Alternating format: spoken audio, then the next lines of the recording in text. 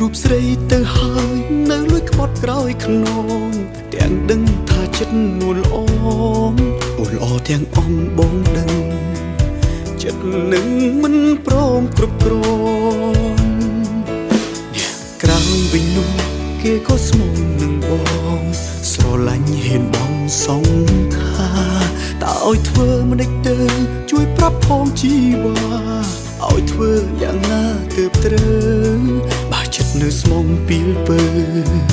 តែត្រូវវងវាយមួយពេលបងសុំតចិត្តស្មោះអ្នកទាំងពី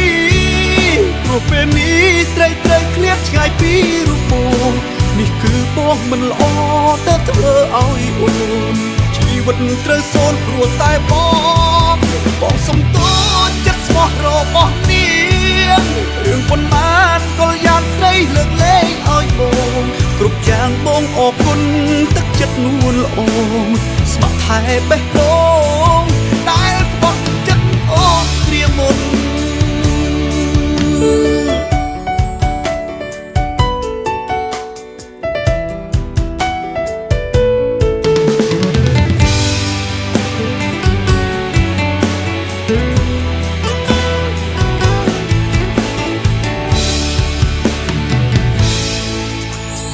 ក្រោយវិញនោះ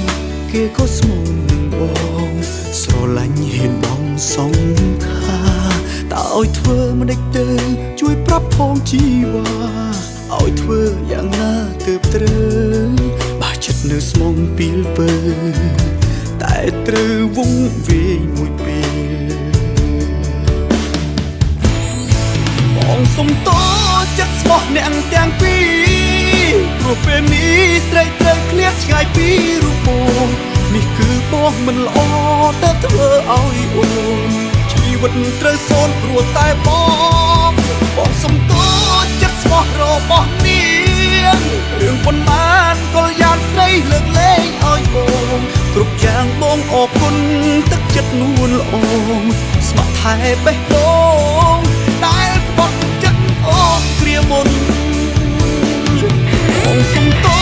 ចិត្តស្មោះអ្នកទាំងពីរព្រោះពេលនេះស្រីត្រូវឃ្លាតឆ្ងាយពីរូបបងនេះគឺបងមិនល្អ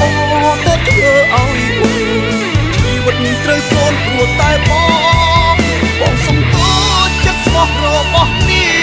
ងរឿងប៉ុន្មានក៏យ៉ាងស្រីលើកលែងឲ្យបងគ្រប់យ៉ាងបងអរគុណទឹកចិត្តនួនល្អស្ម័គ្រថែបេះដូ